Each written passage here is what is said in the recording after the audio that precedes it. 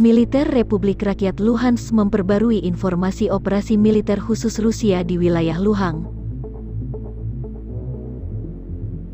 Tanggal 9 Desember, media resmi militer Luhansk LPR merilis rekaman prajurit Korps Angkatan Darat Kedua LPR menyisir benteng pertahanan Ukraina yang ditinggalkan di arah Soledar. Prajurit Luhansk menyisir satu persatu parit yang dulunya tempat berlindung pasukan musuh.